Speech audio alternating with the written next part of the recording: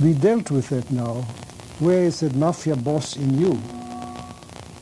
Where is his own ruthless, criminal-like grabbiness? Calmed down further, and now he had a dream that he went into the headquarters of one of the mafia bosses and started talking to him. So what happens here? The remedy made it possible to confront an issue at all psychologically that previously would have been completely lost in all this fear and panic. But it still had to be confronted psychologically. I recall another instance of a young fellow who was sent to me with a tentative diagnosis of schizophrenia. It is a very interesting case. His father wanted to avoid hospitalization and psychotropic drugs.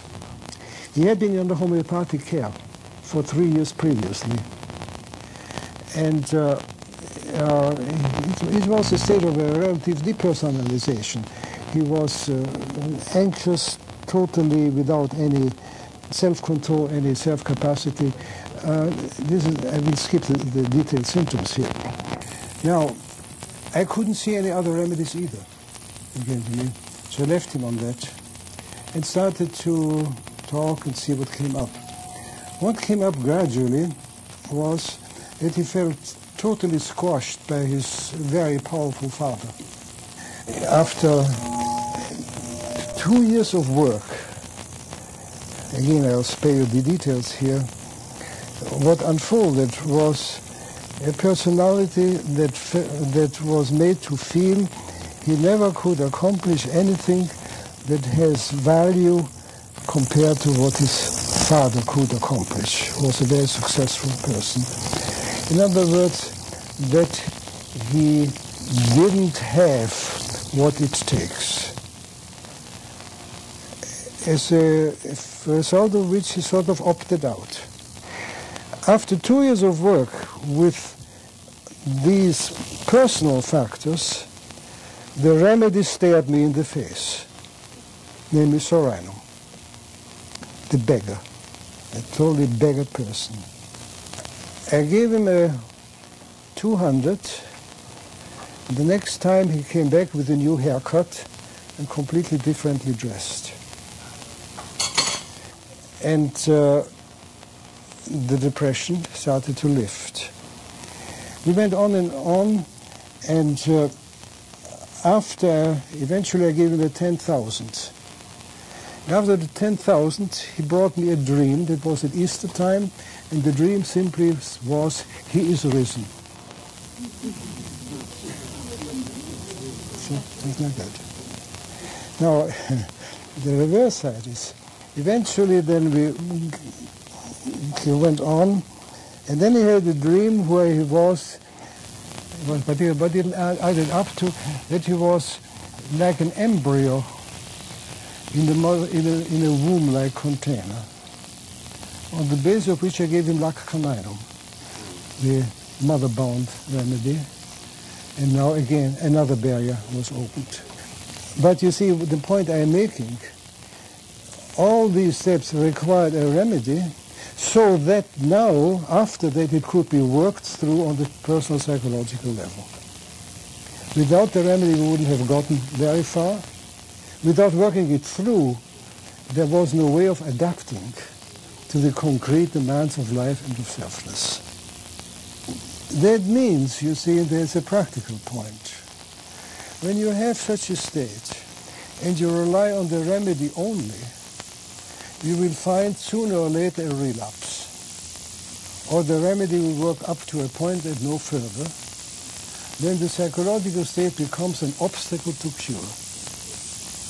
In turn, when you fail to give a remedy, in such cases, you are saddled with a 20-year therapist or 30 years or lifetime therapist. You go on and on and on and on and on and on and over the same territory and and going nowhere. So we have always then to deal with both levels, and what we cannot catch on the one, we have to catch on the other level. The remedy can only ease temporarily where a life problem has been worked out and where the threshold of capacity, of ego capacities are. This is why the remedy belongs to the beginning of life and to the end of life, when it heals us into death. The remedy for euthanasia. Because again, here we are at the portal where our consciousness capacity ends and it finds its limitation. Now, in sum, whatever we cannot handle, then, on the psychological level, we have to meet in the body, or in the external world by synchronicity. Whatever requires our free, moral, or ethical decision awareness cannot be handled on the bodily level. And every one of us, sooner or later, meets one's limit here or there. So sooner or later, we all need to confront our life pattern, our dreams, and hope for a good simulum. Have a good lunch.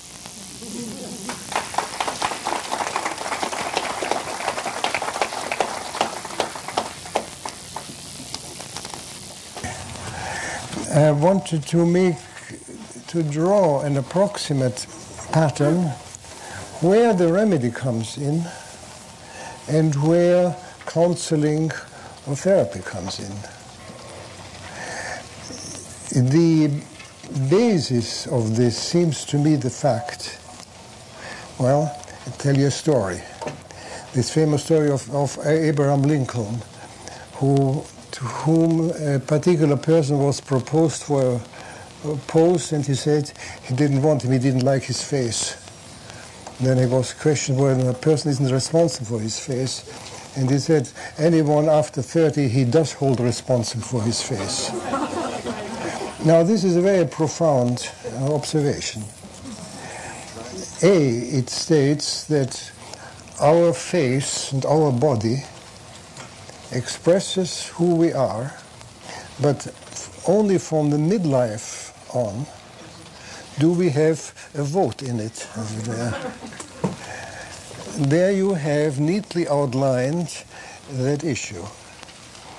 Our being, since psyche and substance are essentially different degrees of the same, that form that we carry with us obviously also determines our physical appearance, our physical body, and our physical functioning.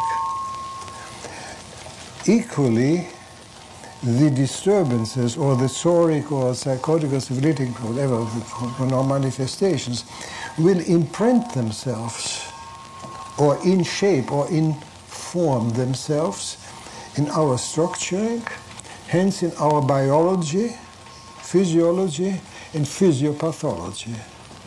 And again, we have no voice in that.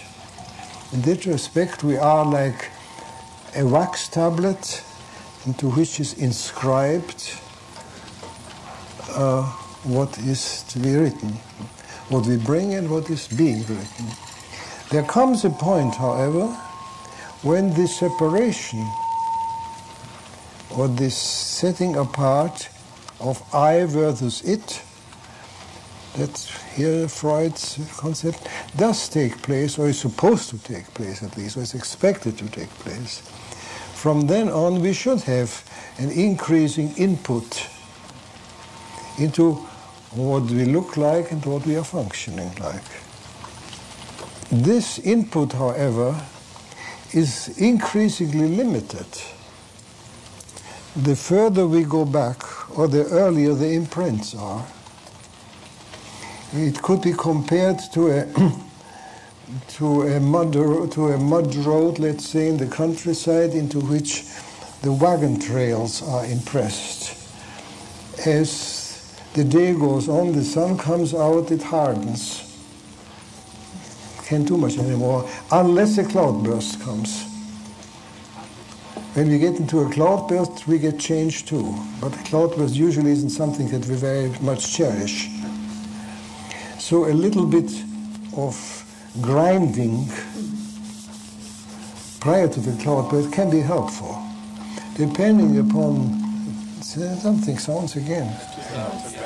Keep going, Depending upon the hardness of the matter. So here is the limited input we have, and of course the more recent the deformation is, the more of an input we have from our conscious position in tuning in. The earlier it has been, the more it has had a chance to harden, the less. Now, here comes now, of course, the mystery really of what it is, or why it is that at that time an external, quote, end of quote, external element, such as something derived from an outer substance, should be able to do what we cannot do. This is really a good question. Now, also let me say that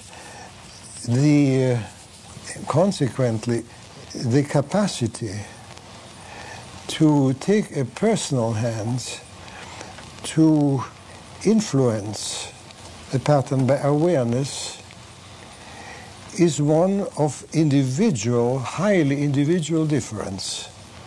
Some people are more caught in their systems than others. This probably depends upon the gravity, again, of the deforming factors. It could also depend upon the, shall we say, the a priori psychological differentiation. But no matter what, everybody sooner or later comes up against the limit. So this notion, you are getting sick, why did you want to get sick? If you had individuated more properly, you wouldn't have gotten sick. It's utter not only baloney, but it is really an insult. It adds insult to injury. It is sort of a superior position. I have got it. I know all the answers, and you stupid idiot, you should really learn from me. Well, it may often be the other way around. But this is, I mentioned that because this has become a sort of a new age a little bit deal, and some enlightened therapists deal with it too, but that doesn't work. Another interesting thing is that the first psoric manifestation for babies is a skin condition. Now why? Because it's the first impact of adapting, skin external adaptation to the here and now. And I cannot blame them for not liking what they are coming into and allergically reacting to it. But this is why it fits to the pattern. Okay, now before I go on now to a broader discussion of the alchemical worldview, any questions from here on? Yeah? I was confused why the work in psychotherapy. I was just confused why the work in psychotherapy couldn't act in a symbolic nature in the same way that a remedy could. In other words, working with people and amplifying a symbol or using introduction to symbolic ideas wouldn't act in a similar way to reach that unconscious level that a person was sick at. Now, please don't quote me of saying that. I didn't say that at all. No, I know. That's why I heard it that way, and that's why I'm asking. No, you misheard. I said that the range of that is limited when you come to that is known, in fact. It's a fact. When you deal with borderline or psychotic, overt psychotic or narcissistic states, or the schizoid states. Every psychotherapist has learned this to his grief. The point is this. At first, a psychotherapeutic approach must be symbolic or it doesn't touch any depth. So that is a priori taken. But the symbol addresses itself to somebody. For instance, to put it in extreme form, when your dog gets mad, it won't help you much to present your dog with a symbol. Why? There is no entity there to receive it. Maybe you can show him the dictionary with other dogs, and we go, whoa, but I don't think we get a profound therapeutic effect. You can condition him. Right? That's another story. But the noetic approach or the cognitional approach requires a subject of cognition. When the subject isn't there, you have no one to work with. And that subject, that presence of the cognitional subject, cognizing subject, is diminished to various degrees by the miasmatic states. So to the extent that this miasmatic state has interfered with this setting apart, a sufficient setting apart where the one can face the other. To that extent, the cognitional approach, whether symbolic or otherwise, goes into air. To that extent. Then you have, for instance, these situations, I so often have with colleagues that a patient, you talk to them, they understand it, yes, of course, and they come back the next time, they're exactly where they were. They cannot hold it. Or, I've learned to my grief, you explain to them, they come back and ask you, why did you attack me? Didn't attack them at all. Tried to show them something. But this pointing to something is experienced, like a rejection, an attack, a criticism, and a trauma. Now, go explain that it isn't a trauma. Then they will tell you, I don't understand what you're talking about, or something. So this is where you go around and around and around, and there the remedy does help. Two things. One, on the animal, sometimes when my cat is angry, if I mirror back anger to him, he relaxes really quick. If I act just like he's acting. So my point was that animals perhaps can get it on some... To some extent, yes. I symbolize anger back to him. But I doubt that it will produce a transformation of your cat. Thank God, no. You have put it off for the moment, next time it will be the same thing. It's just isopathy. My other question... Also, you see, there is, of course, such a thing as behavioral therapy. We can treat people also like dogs and cats. But this will basically merely retrain them without necessarily changing, necessarily their existential outlook. And of course, please don't take anything just so. Of necessity, one has to establish certain basic categories and viewpoints. There are always fluent transitions. Life is never just this or that. It's always this and that and the other, those in many combinations. On this issue of taking responsibility or blame for one's health problems. What was it? On this issue of taking responsibility for one's health problems. On the one hand, there's what Dana has coined, I think he coined the wellness macho. Wellness macho. Wellness macho. And on the other hand, there's a total denial that one has any control at all over their physical well-being. Where in that is, in your view, the true sense of power or responsibility or blame? Well, for one thing, nothing is total ever. There's always an if and a but and maybe, and so no answer is final. But I don't think there's a general answer. You are asking essentially to what extent am I responsible for my life? Now, if I were to work with you over the details, motivations, the impulse of your life, I may be able to give you an answer. Maybe. But certainly there's no universal answer. We have limits and we have possibilities. The universal limit is that we cannot walk to the moon. I don't think there's anybody here who claims that ability. So there are certain absolute limits given to the human nature. But within those limits, the possibilities, the freedoms, and the responsibilities vary.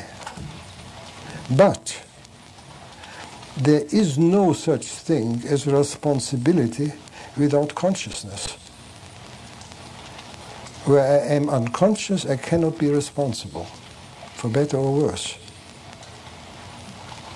I may be responsible for my unconsciousness at times. It exists too.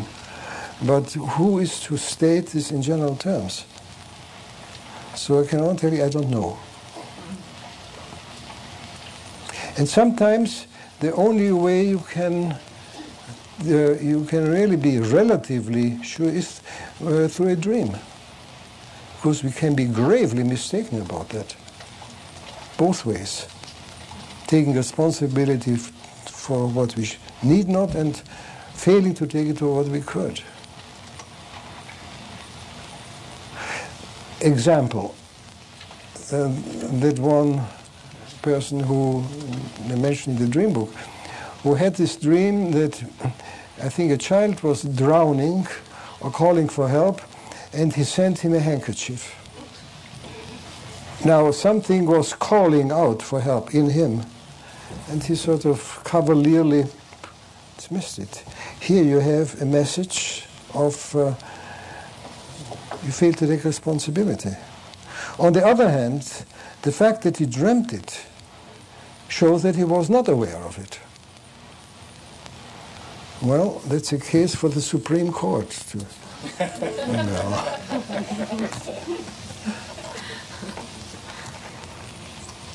You had to. I wondered what kinds of experience you'd had with what's called multiple personality disorder. She wondered what kind of experiences that you've had with multiple personalities. None. I haven't had any cases yet. I cannot talk firsthand. See, this is from what I know from others, this is a weird area, because also here is, certainly we deal with separate personalities, but around complexes, no doubt. But is that all? This is based on the assurance that, still, Jung was very cautious here, but still we assume that the various complexes are part of a particular entity, this person. But we have no evidence for that. There are claims that we deal with possession, such things. Could be. You see, the trouble is we know where the psyche begins, but we have not the faintest idea where it ends. So we are here in the very, very, very beginning only. Anything else? Everything crystal clear otherwise? You see, I may this question. Oh, yeah. Go ahead. Well, go ahead. Yeah. Last week Speak up a little. Last week when Rajan Sankaran was here, he proposed the idea that people borrow the various states from the collective unconscious. They take on a remedy from the collective unconscious when they need it. And somebody raised the question, why don't you give it back after having borrowed it? He said that when Rajan Sankaran was here a week or so ago, that that we borrowed the idea of the remedy picture from the collective unconscious. Because we need to borrow that, so that when we're given the remedy, why don't we give that back to the collective unconscious? No, wait, I'm lost. How do we borrow from the collective unconscious? It doesn't mean anything to me. Sounds like a psychic infection, You become a state of a certain... You become a... The state. You assume that state of, say, lachesis. You assume the What's state it there? that is part That you assume the state of lachesis. It's like what happens in your practice is that all of a sudden in a day you'll get 4 lachesis coming into your office. Why does that happen? Why does a lachesis come into my office? Four in a row. Oh, no, that has nothing to do with the collective unconscious. In the first place, please, I don't know what the collective unconscious is. You see, the collective unconscious is the term that Jung used to cover himself. He did not care to really call things by their name here, to speak of a psychic realm and of possible psychic entities and of possible even past life memories in which he believed. I know that personally from him. But so he coined this universally acceptable, quote, scientific, end of quote, terms, collective unconscious, as opposed to Freud's personal unconscious. That's fine, but it is a thoroughly evasive term, and it doesn't help us really beyond a certain point. So we have to be rather specific here. Now, why do lachesises enter my office? Well, possibly because I am in a lachesis state now. Because that meeting those lachesis people reflects where I am, be it in my study of lachesis right now, being in a lachesis state or lachesis emotion or whatever. The same thing, there are not only some prescribers not only get a bunch of these from time to time, but they are also over-prescribing certain medicines. Why? Because they project those personalities. Because they are not related. For instance, I know one guy who gives pulsatilla, whether it's an Ignatia or lachesis or nitric acid person. Because they are relatively well behaved and sort of trying to be sweet when they come to the office. He is not exactly sweet. So he's attracted by this lovely girly sweetness there, which is pure surface. In fact, others are known that they give nux vomica and so on and so on. You can make a character study from that. On the other hand, the accumulation of certain patterns have also to do with where the general atmosphere is now. For instance, astrological transits bring forth certain patterns which will then evoke the corresponding thing in people. So that those lachesis persons, for instance, are now being certain, find it's time to go to the doctor. Because laches is in the air. But we are not borrowing anything here. We are merely responding to what comes to us. Either because it's there or it's there, but it's in the air. I think that's what he meant. What? Yeah. I think that's what he meant. Yeah. In a sense, that's borrowing. I think is what he meant, maybe. I didn't hear. Greg said, in a sense, that's what he thinks that Rajan meant. He meant that's how he was using the term borrowing, apparently. But then the question of giving it back doesn't, returning it doesn't occur.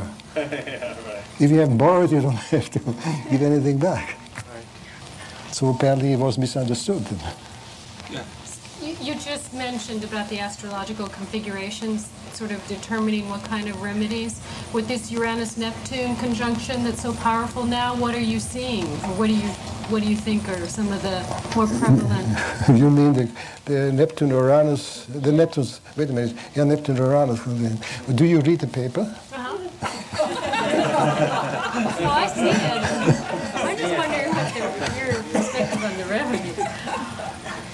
This is the opening of the new age. The cracking up of, not only that, we have also the square of Pluto square to it. So what more do you want? And where Pluto sweeps, it sweeps clean. So is what you meant to a particular remedy? The funny thing is that it is so obvious that most people still don't believe it. I think what she was asking is whether that may indicate particular remedies to you. I thought that's what he was saying. Yeah. No, it doesn't. Because how individually people react to it, again, is determined by their particular individual pattern. In simplest term, for one person, this Neptune, Pluto, Saturn was involved too, may mean a breakdown, to another an opening of an entirely new creative possibilities, the greatest time of their life. So, in this context, how long is this going on and what's next? 1996. A second question, I am no prophet, nor the son of a prophet. Well, no, I don't mean, but what astrological configuration of a significant order is coming next? I mean, that one could predict by knowing something about astrology more than I know. Yeah. In July, Jupiter gets hit by a comet. Well, the aspect lasts another 2 years, I believe. 96. Pluto is in maximal proximity to Sun and Earth of its whole cycle now, and will remain so, I believe, past 2000. So there won't be much mitigation for the remaining of the decade.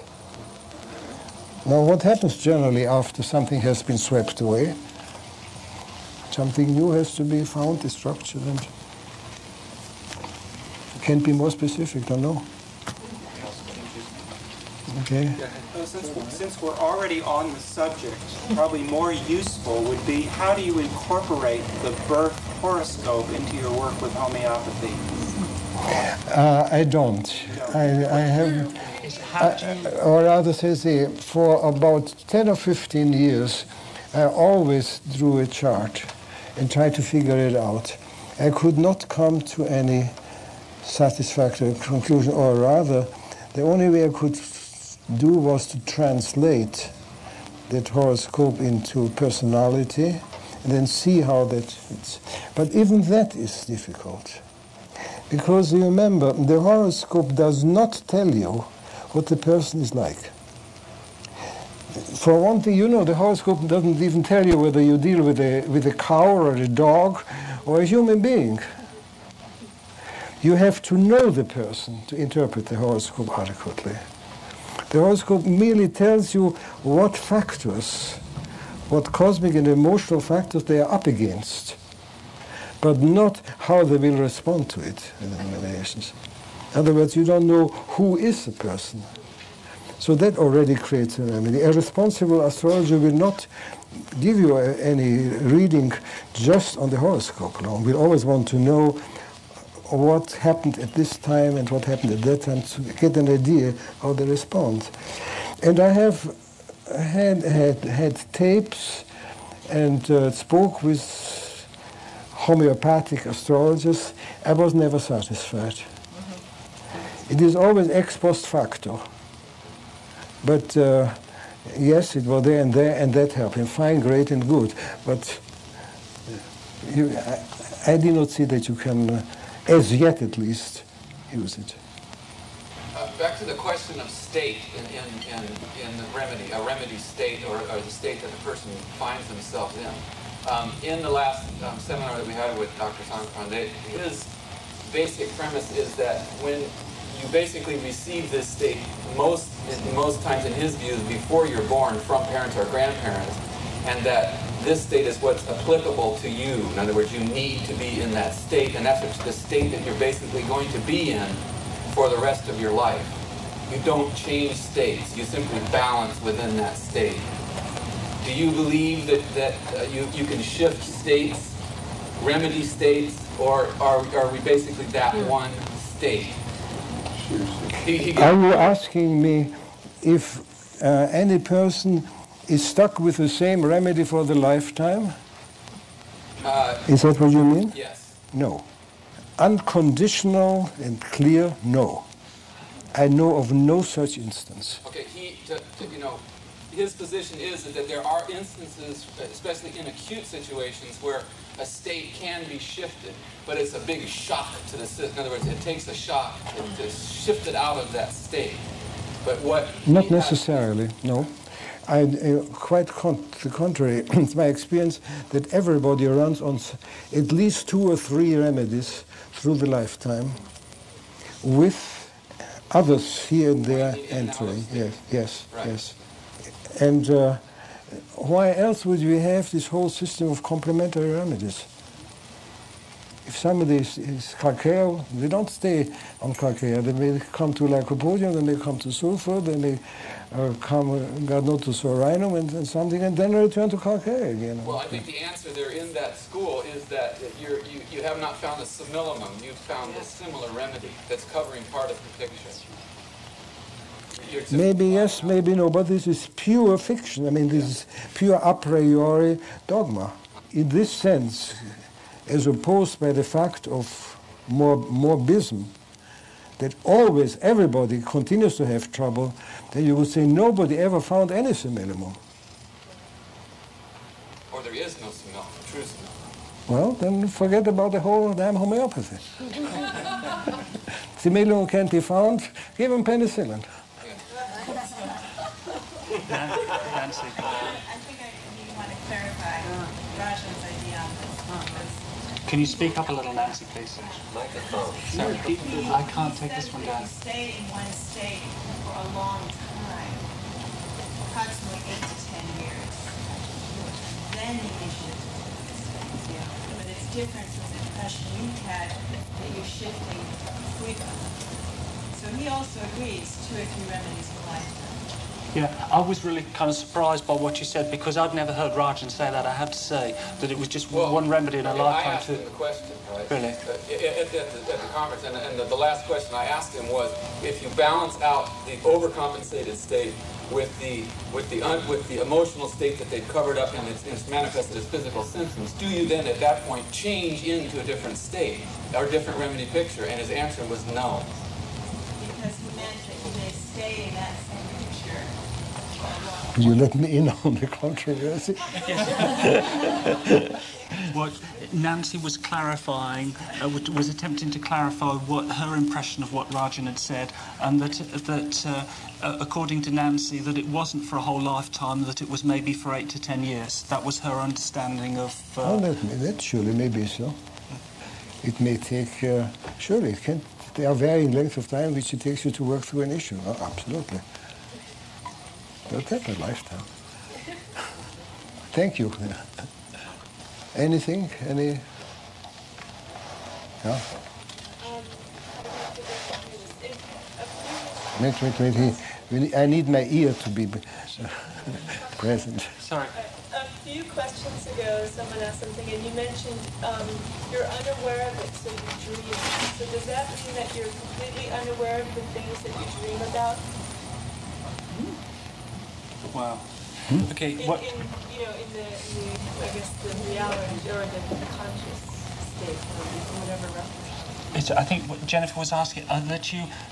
I guess you. He said the reason. Why don't you holler? Maybe I can hear you. Right. But are you aware of your dreams in your conscious state? I guess is my question. Are you aware of your dreams in your conscious state? Aware of the issue. What the issues in your conscious state? Of the issue? The issues in your dreams, are you aware of them in your conscious state? Or is it you dream because you're unaware of them. You dream because you're unaware of them. By definition, any dream understanding that would affirm or repeat an already known factor is inadequate or outrightly wrong, which makes it lots easier, of course, as you see. But the dream always, and I repeat, always points to the blind spot. Therefore, what the dreamer usually assumes the dream is telling him or her is pretty clearly that which the dream is not talking about. Unless you have a lot of experience already and know how to get around it. But this on the face issue is important. All right? Okay, let's proceed now. You see, as you all know, homeopathy is utterly unscientific. And in terms of the current self-definition of science, I consider that a compliment.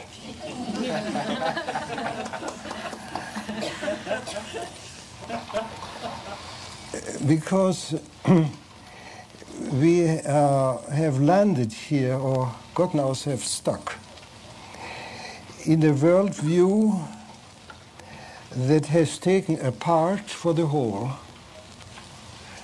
that assumes because we can determine or understand many events mechanistically and chemically, and in terms of our five senses, that there is, and this must be all there is to it. Hence, whatever does not fit into this frame of reference is automatically dismissed. In the same way as, now the other point is that one's worldview is invariably a synonym for one's religion. I do not merely mean it in terms of one overt fact that the medieval Holy Church teaches is now replaced by Holy Science teaches, and that heretics are being not physically burned to the stake, but at least psychologically put to the stake. And heresies are absolutely not admitted. And if you concern yourself with the heretical issue, you get out of the department. But also the way we understand existence is fundamentally our relationship to ultimate reality. And in relation to ultimate reality, which then believes only in the validity of visible facts, how you can manipulate them, and how you can avail yourself of them as though you were the master of existence, invariably must lead into the cul-de-sac in which we politically, socially, culturally, ecologically, and you can on, criminally, we find ourselves. If there is no power or entity beyond our limited understanding. Now, this development has started where else? In the church, during the days of scholasticism, where the traditional mysteries were to be explained in terms of merely Aristotelian logic and in terms of rational understanding. With the result that the transpersonal has been reduced to a taskmaster who sits there somewhere upstairs and watches whether you have inappropriate sex or whatever, and all that, and tells you you're a bad boy. Now, obviously, this doesn't carry any water, so we are on the loose.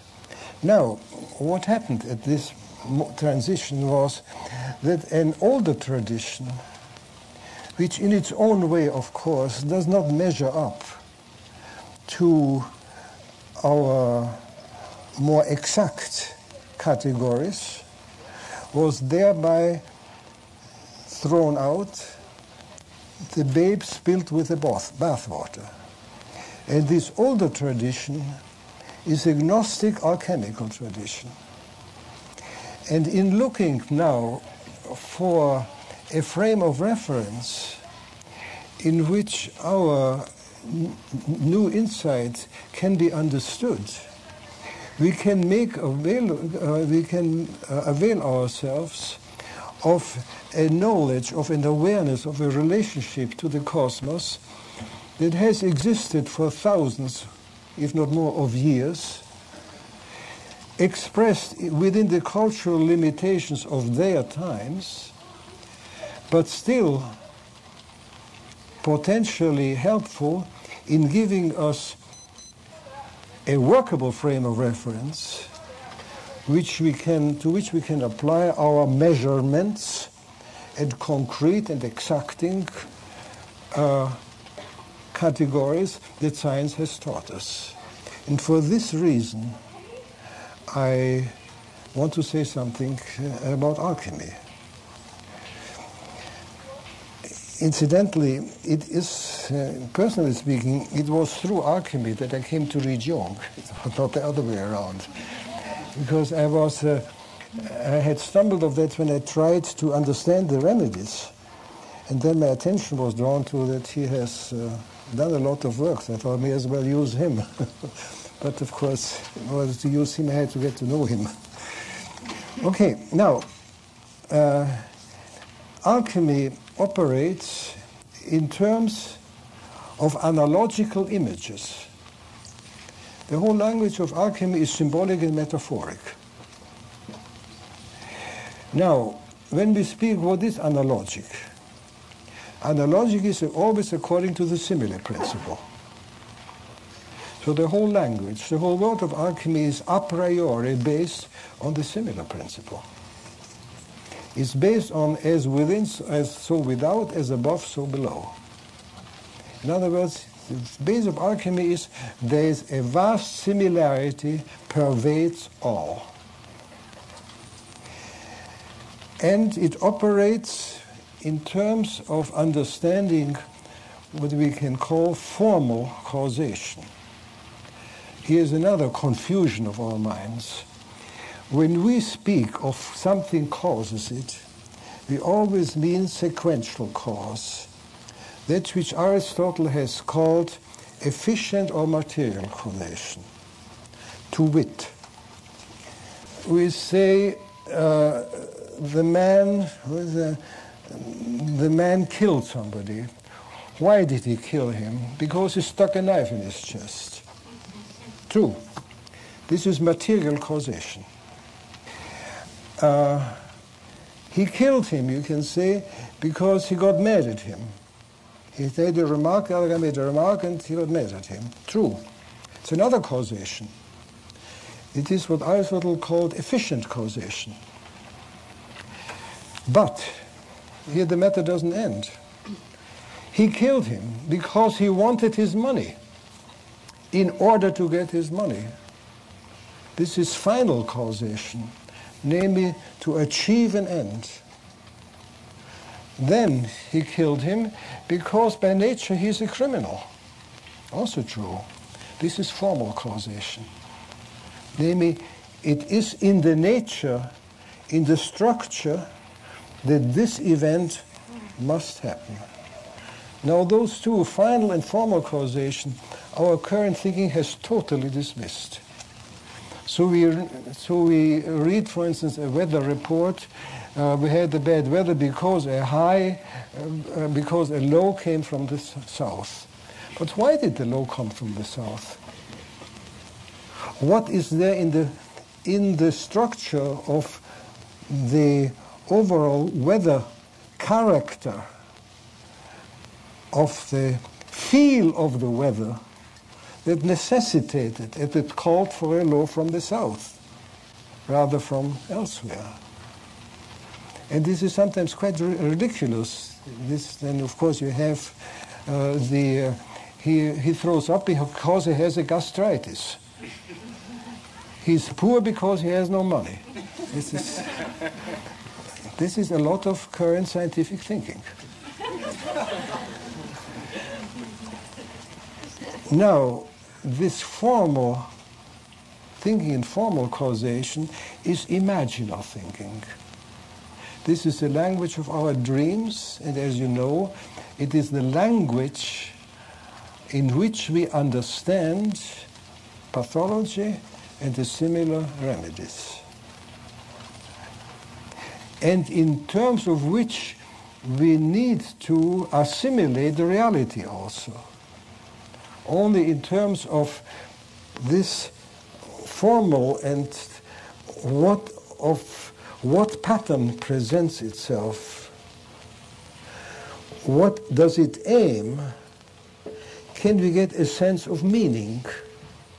The other is totally meaningless, even though it fits in details. Now, where is that? No. Now, to this, Alchemy, for instance, states, quote, that the formless substance becomes formed, we could say informed, by virtue of being imbued with soul stuff. That is an alchemical basic tenet. Here we have already, thousands of years ago, the realization of form prior to something that has form, without them reading Schrödinger and his modern physics treatises. Or another formulation, the divine verity, the Spirit of God, whatever that may be, is contained and hidden in substance, in the substances of nature, and needs to be extracted. Needs to be extracted. That sounds already familiar. Now, here's a quote from the Golden Treatise of Hermes, which is probably, well, it came to us from the Arabic into the Latin, from the Latin into English, and probably came from the ancient Egyptian into the Arabic. So God knows how old that is. This is the most amazing one. Quote, this is anglicized, or in modern English. The bodies of metals are the domiciles of their spirits. When their terrestrial substance is by degree made thin, extended and purified, the life and fire, hitherto lying dormant, is excited and made to appear. For the life which dwells in the metals is laid, as it were, asleep, nor can it exert its power and show itself unless the body be first dissolved and turned into their radical sources. Sounds familiar, doesn't it? Mm-hmm. Not ended yet. Being brought to this degree at length by abundance of the eternal light, they communicate their tinging properties to the imperfect bodies, transmitting them into a fixed and permanent substance. This is a property of our medicines, into which the previous body of the spirits are reduced, that at first one part thereof shall tinge 10 parts of this perfect body, then 100, then 1,000, and so on indefinitely. And by how much more often the medicine is dissolved, by so much more is it increased in virtue. When I read this first, Stevenson quotes it, I believe he invented it. And I took the trouble, I got the original text of the Golden Treatise, translation, and I did find it. It's really there. How did they know that? Richard Grossinger says that there's some controversy around the Golden Treatise, and some people suggest that it is more modern, that it's more in the 14th or 15th century. But even then, it suggests something Even that's quite then, advanced. Exactly. Yeah. Likewise, there is a certain heavenly substance hidden in the human, and corresponds to the imago Dei, namely to the image of God in man. Although divided among individuals, it is universal. It is one, and when freed from its fetters, of the things of the sense, it returns to its original state of unity. Now, this is a reverse, and when not freed from its fetters, fall into substance, it is Sora. Then Paracelsus, who was an alchemist, more close. All illness can be compared to a person in every respect. And they all are individual and diverse. But in order to understand illness, he says, the physician sees and knows all disease outside the human body. He should proceed from the external things, not from man, to study things. From the external, he knows the internal. If they do not know that, then they do not know the arcana. If they do not know what makes copper and what engenders the vitriolate, they do not know the cause of leprosy. In other words, in the study, in the nature of external substance, you find the source of the distortions of man. Here you have the simile principle enunciated as clearly as possible. In fact, he goes further. In another place he says, never was a hot disease cured by heat, by cold, nor a cold disease by heat. You almost must treat like by like. Paracelsian doctrine, an alchemistic doctrine. Now, this is another explanation necessary. If they do not know, he said, what makes copper and engenders, what does it mean to know what makes it? I was puzzled by that. Then I read in the Finnish national epic, the Kalevala, which is a collection of ancient Finnish stories, that, for instance, if you, in order to cure a wound inflicted by iron, you have to know how iron came into being, and so forth. That's the same thing. Namely, you have to know the personality of the element. You have to know the personality of the substance. You have to know the remedy picture. And this here is not something hard to do. It is basic to the whole worldview. It means the physician must know the informational dynamic that is the soul or personality of the substance, to match it with the analogous personality of the illness. And that reverse then, that all human personality problems and possibilities are reflected, are to be found in some substance outside of man. Also Paracelsus, word by word, says it. There is no illness for which there is not some medicine outside in the world. He clearly states that. For instance, he also said that any physician who cannot cure cancer, diabetes, and heart disease shouldn't call himself a doctor at all. Cure it. Now, that means all possible forms of the psychic drama of our lives is somewhere outside, but as a poison. Because everything outside can make us sick. And some things make us sick even directly. Even food can make us sick if it is not properly digested. What means digested? Broken down, deprived of its personality. So then he proceeds into say, everything in nature is against man, unless integrated.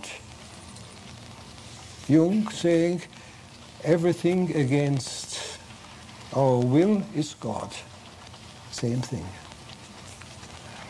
Unless integrated in its essence, namely in what we call in its potency. Reduced to the transmaterial, sort of the archetype, the idea, the whatever, from which it originated. Unless you know it in its origin, and knowing here also in the biblical sense, like Adam knew his wife, intimately related to it, you cannot understand it. This is what we are striving for. Now it also means that our lives consist of our individual choices of our poisons. To everybody his own poison. To work on, to transmute and transform. And this transformation of poison into gold is the alchemistic opus, is what alchemy has concerned itself with. And because we all have to deal with our own poison, of course, we are driven into ever new forms and new aspects of Sora, as Professor Simrit, of course. Also, that means, however, in the practical forms, when we are stuck in something, it is safer, but more productive, not to ask, why does it have to happen to me? What did I do wrong, or what did anybody do wrong? But what essence am I to extract from that? Or to translate it, what is it trying to connect me with? What is it trying to teach me? What value can I derive from it? For instance, the man, the executive, who just has come down with a cardiac infarction, if he were to ask himself that question, it may change his life. Or historical example, Ignatius of Loyola, the founder of the Jesuit order, without saying anything pro or contra of the Jesuits, please, merely stating a biography. And, you know, he was an officer, and there was a man about town, a womanizer, everything, oh, great. And participated in the siege, I forgot what town, and got his leg shot off, a cannonball. Was laid up then for months in the hospital, deprived. He could no longer be a man about town with one leg. And he had to look for a new experience, for a new reorientation, which led to this drastic and dramatic historical step. So every individual then has to relate to his own individual poison out of the unlimited macrocosmic analogic pattern. Now, this, however, sounds very great, but it poses quite a problem for homeopathy. Because it means that if every existing substance is not only a potential poison, but also, therefore, a potential medicine when extracted, how much do we really know? We don't know anything yet. That's a potential medicine. That's a potential medicine. If you potentize it, improve it. That's a potential medicine. Everything is. But now imagine we arrange for 100,000 more provings and know 100,000 more remedies. What will our repertories look like?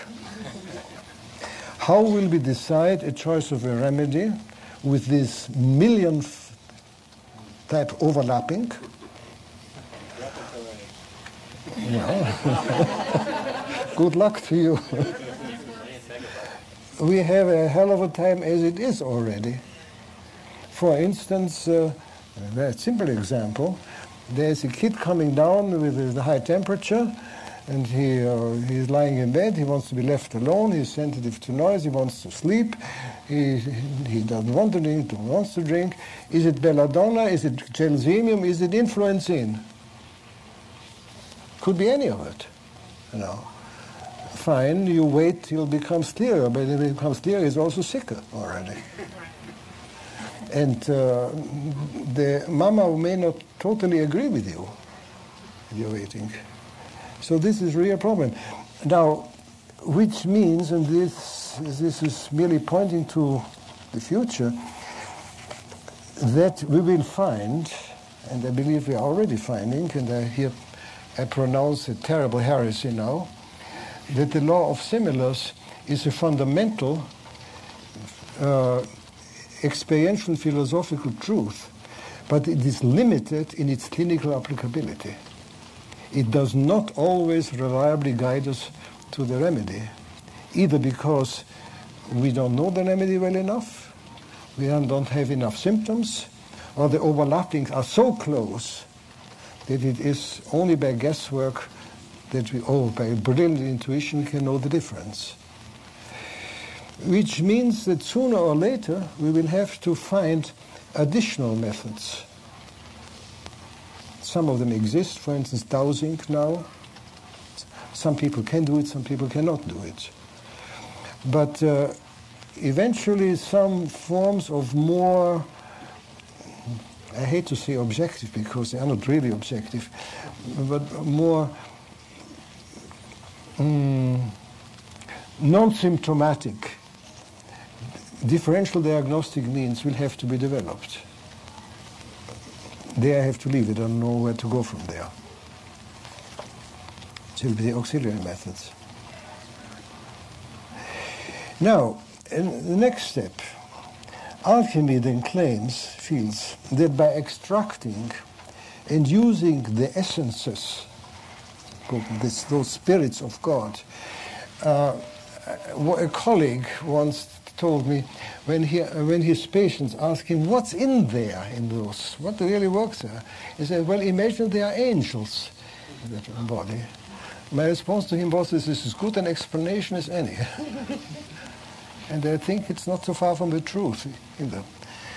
Alchemists agree to this, that by extracting and using the essences, namely the Spirit of God in its individualized form, hidden in the macrocosmic substance, and incidentally in the events also, because you see there was also an angel hidden in the cannonball that hit Ignaz's legs, or in the automobile accident that you may have. One can reconcile body and spirit, and to overcome original sin, read Sora, and complete thereby the redemption work of Christ, which was unfinished. It was initiated but left unfinished because the bodies were left behind. You know, the whole Christian message is based on the dismissal and disregard of bodily existence. And for this, man's activity is needed in extracting essence from substance and from mind. Now, we know now, for instance, not only self-analysis of dreams is very difficult to say the least, but self-analysis as such is next to impossible. One always needs the other. One always needs a questioning or challenging vis-a-vis. One always needs the human intervention. There's an old saying in homeopathy, the doctor who prescribes for himself has a fool for a physician. Nevertheless, we do it. Is that a rubric? I challenge you to put it in. I think it would include all the medicines, probably. Yeah, absolutely. That's what it is. It's a big rubric.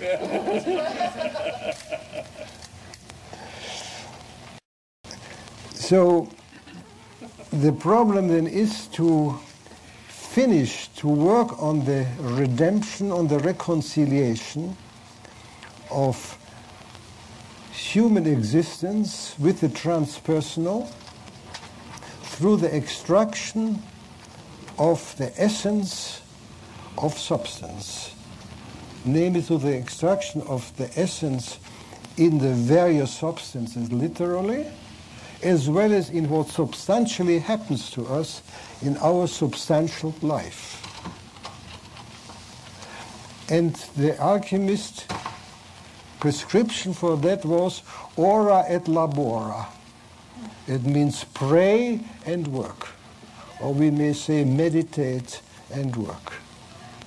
And it was held that the meditational activity influences substance, even Volkswagen buses, although they didn't have them, and that in turn the work on the substance transforms mind.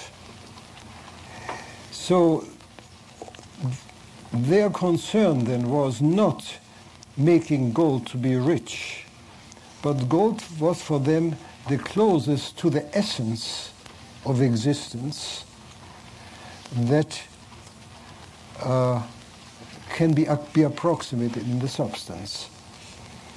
Therefore, Paracelsus even, another interesting point, claimed that gold is the expression of the sun in the earth, and therefore of the expression of the heart of the cosmos. And behold, the organ affinity of aurum is to the heart. He did it, he knew that without approving. Hence then, and this occurs now, this reconciliation of man and God, body and spirit, occurs through creating or discovering the medicamentum spagyricum, or arcanum, or the philosopher's stone. For Paracelsus, for instance, the arcanum, philosopher's stone, medicamentum spagyricum were identical. Namely, always individual, the essence that fits that particular illness. From its encumbrance in darkness, in sin, in Sora, and make it possible thereby to confront the spirit. Now, we have gone over that already before. That if you extract this suitable spirit of the poison, you enable the step to be made by which the psychic, the spiritual life can be confronted and related to by a conscious person. Then, hence the potentized extraction then, using our word, corresponds to the separation of consciousness from the blackness, the nigredo they called it, of the unio mentalis, of the involvement of mind in matter. They called it the massa confusa, the inextricable interweaving of soul with body, which form together a dark unity. And from their enchainment, they have to be freed by means of this separation to establish a spiritual psychic counterposition. The last formulation is Jung's. Again, stressing and again that this separation must take place first, namely the identification, in order to establish a spiritual counterposition. And this is what Buddhism teaches. The whole Buddhist teaching of foregoing the self and foregoing emotion and all that does not mean there is no entity, or you should become a dull, sort of indifferent person. This is all a lot of mistranslation, but it means disidentification. I am not it. I am not my emotion. Therefore, I can confront my emotion. When I am my emotion, I can only take this and throw it at your head and wonder what happened afterwards. And again, this step of separation is made easier and sometimes only possible through the extracted substance. Why?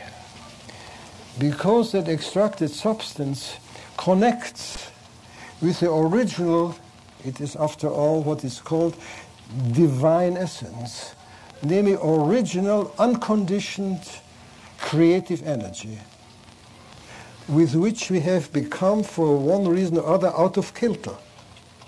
So it is like being, the remedy plugging us into the original basic current that is more powerful than where we are and can therefore straighten us and put us temporarily at least on that level into Tao.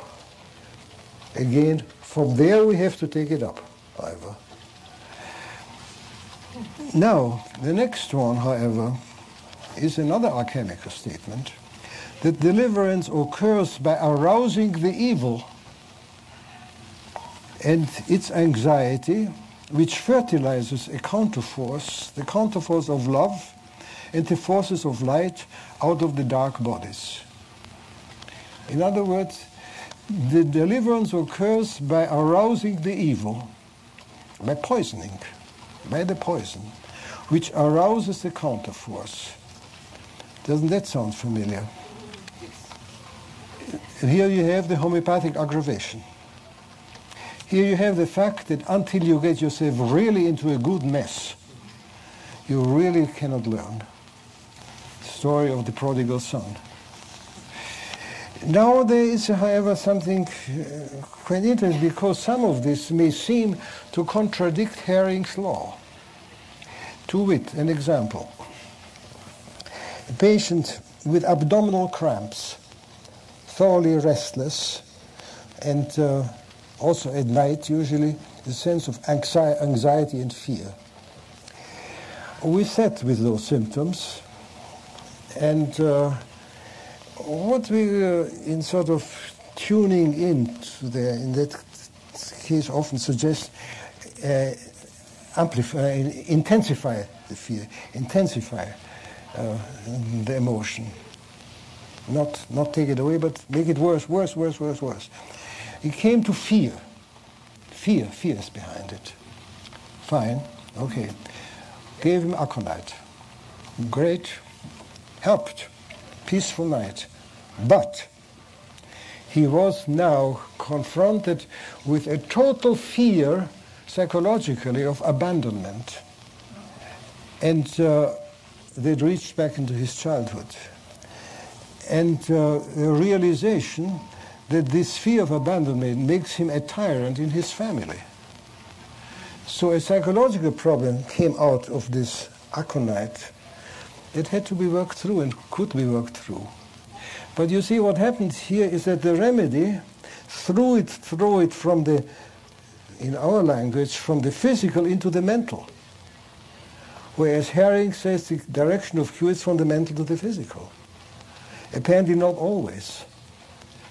The remedy will throw it into that area where it can be confronted and dealt with. The opposite example was with the borderline patient who went round and was practically really crazy. He got a dose of carb. The mental level cleared, but she got a hell of a rheumatic state.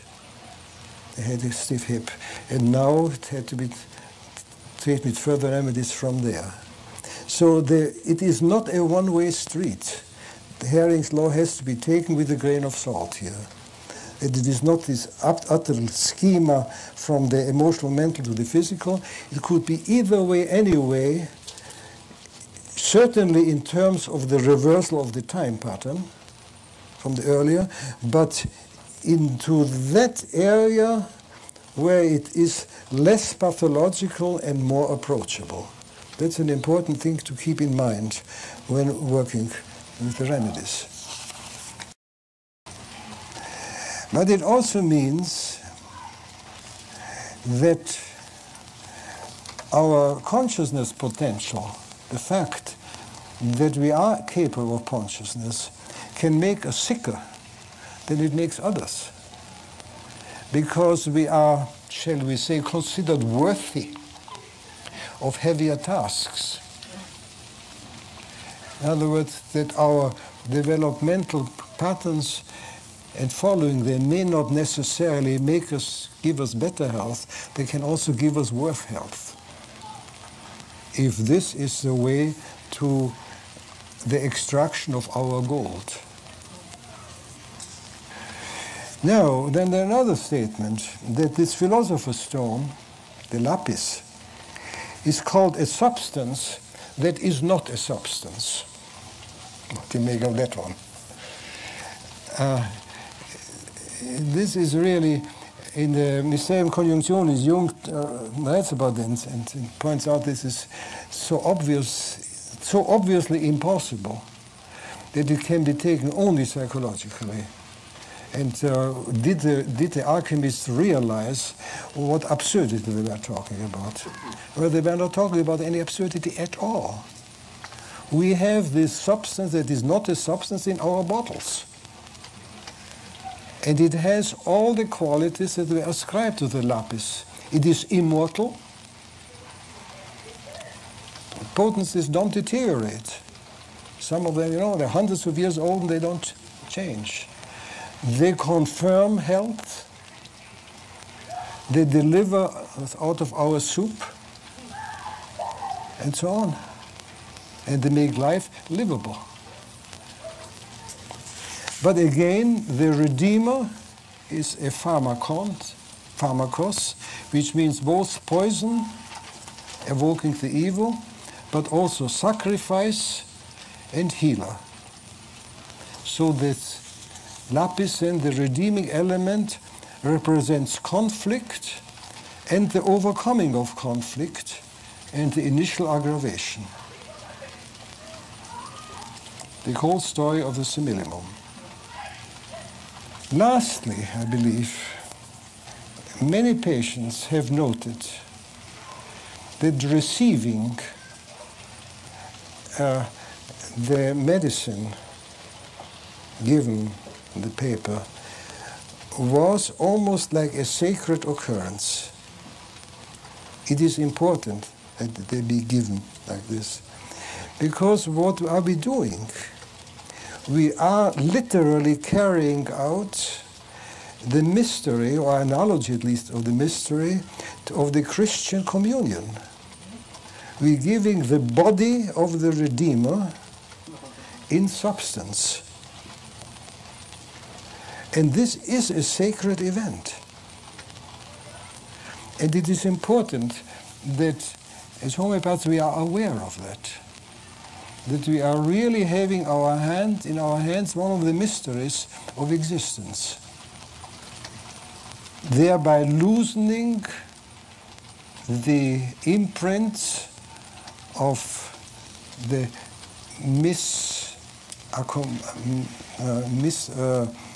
accommodations and misarrangements, and helping them on the way to their life's goal. In the same way as the Christian teaching is that receiving the body of the Redeemer relieves you of original sin, of Sora, but not of your personal sin. That still has to be worked through. Exactly the same here. Now, I mentioned this because, you see, in having this frame of reference in mind, we have a reality experience of something that in our time has been relegated into the realms of lofty beliefs of some scatterbrains. Yeah, it is said so, but who believes it really? It's here before our very eyes and noses. And that is important to realize. And this is why I felt that Hahnemann's discovery is so monumental. because it restores to us, it reattunes us again to the ancient, aboriginal human spiritual tradition which you have lost. Together, particularly, I must add, with Jung's discovery of the reality of the psyche. Here, reality of the spirit in substance, here, reality of the psyche in existence, in being.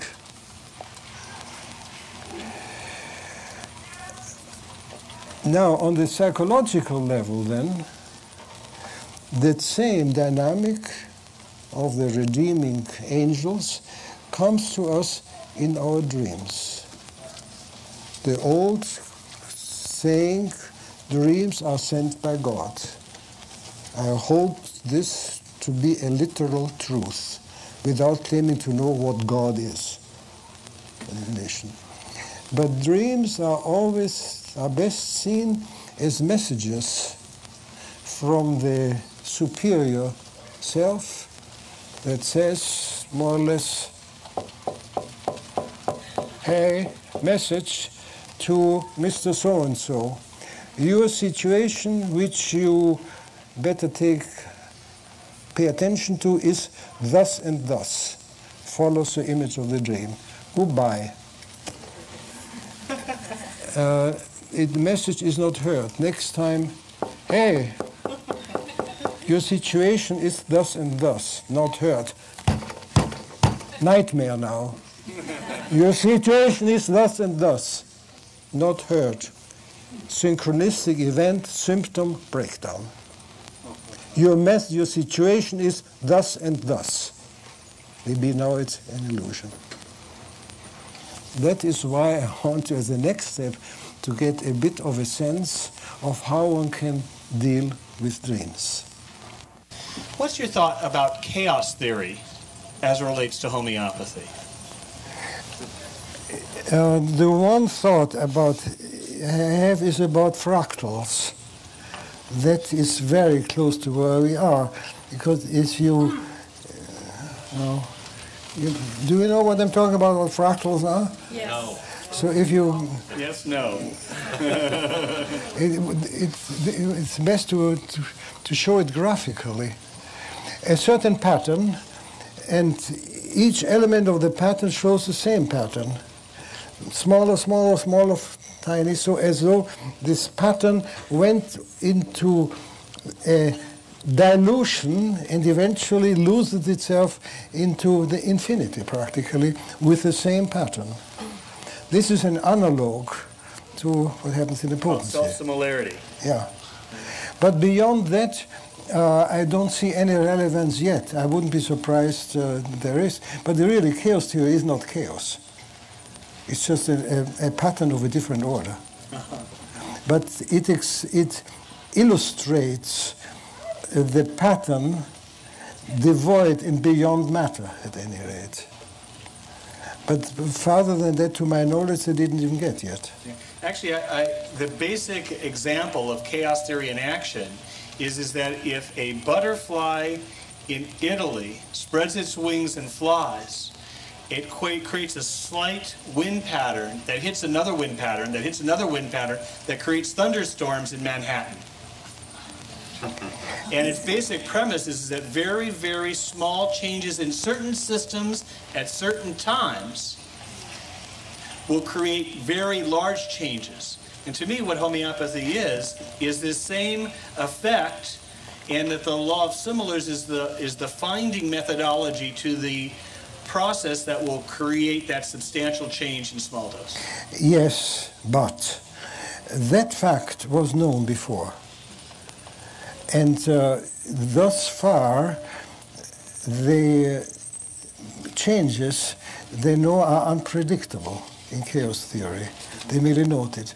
Our changes are predictable. What changes are? Our changes are predictable. Therefore, they haven't come to that yet. That is my point. I've been intrigued, too, that that when they do EKGs on people that are epileptic, that when their EKG is absolutely even, that is when they develop an epileptic attack. Mm-hmm. And that when a heartbeat is absolutely rhythmic, that's when they develop a heart attack. So, in fact, its health tends to have a certain variation or a dynamic, changing quality, and that's another interesting quality about chaos. In other words, Sora again. Sora. Unusually well before an attack. Yeah, unusually well before an attack. Next. You. I'm shy. I'm very shy. This is very nerve-wracking. This is my friend, and she's very shy. Shy or timid, or I don't like speaking in public. In homeopathy, we talk about totality and essences, and you mentioned before that anything could be a remedy, or we can potentize it and get the essence. But if you take, for example, the totality of a computer per se, you know, the mechanisms of the thinking process of a computer, could you potentize that? I mean, the parts of a computer are different potentized than the totality of a computer. Well, there is a difference between substance as such and what is made of substance. Wood, different woods are potency, but a table is not potentizable. The essence of the computer would say is electricitas. The electricitas we have in potency and has been proven. Okay, that's good. Okay, my other question was,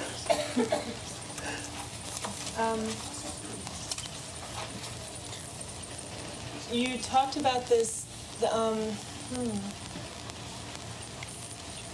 right, you talked that we need to separate and we need the illness in order to further ourselves, and that when we get a remedy, it puts us back on kilter, it puts us back and we reach Tao, as you said, right? But from there, if we don't separate from there, how do we grow? I mean, if we reach Tao, then we're straight on, then is that health, or? I mean, I don't think I completely got your question. You say that the essence of a substance works easier because it connects with the original substance, and it brings us back to Tao. So we're connected. So we're no longer separated. Wait. That's the point. Oh, okay. Maybe that's what I'm It brings us back, or it brings us to the point where, shall we say, ideally or optimally, we ought to be. Right. This can be any point along the curve. This may be a point where we are in union or we are to separate, or where a separation is called for. Because, the human development is a curve. As you could put it, it is something like this, coming down and to go up again. Now, at any of these part of the curve, we may be thrown off or miss a point. That the remedy will straighten out so that we can go on the next step that we are meant to go. Okay. It will enable us To separate again? If we or whatever. Right, okay. Okay, that's all. In other words, the important thing is not to think statically here. All life is patterned change. Right. The only constant thing is change. So wherever there. You asked me to remind you about Jung's statement that reality is in the psyche and in the human. And you had another thought on that you wanted to share with the larger audience. Yes.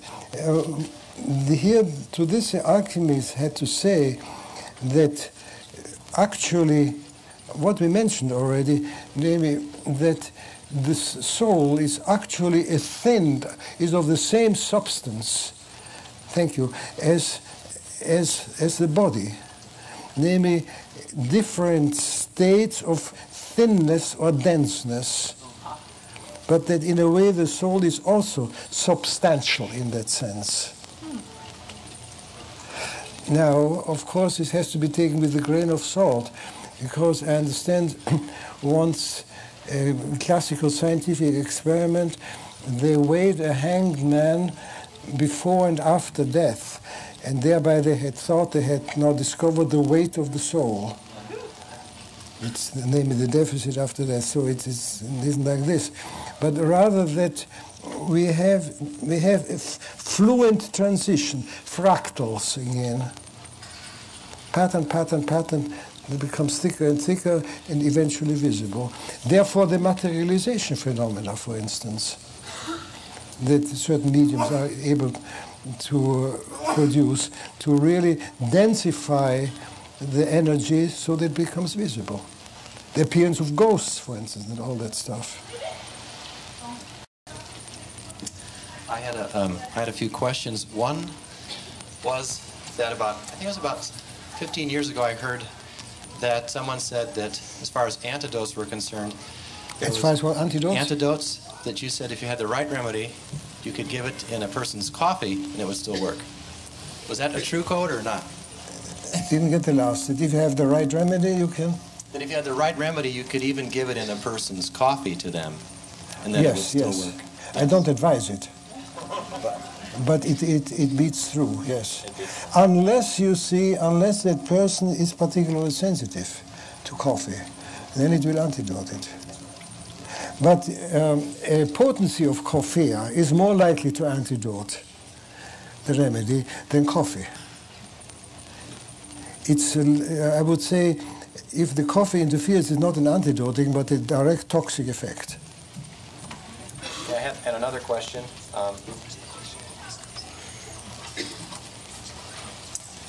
What do you think of the rubric when well-selected remedies fail to act? What do you perceive as that's about? Not well selected. I think Kant answers that. He speaks when the well-selected but unfortunately not indicated remedy fails to act. You see, this was a time, I think it comes to a time where there was little differentiation still. When you knew a few remedies, and it's either this or that and this, or it's the pulsatilla case, well, pulsatilla ought to act. Well, cyclamen wasn't known. But it never was a pulsatilla case.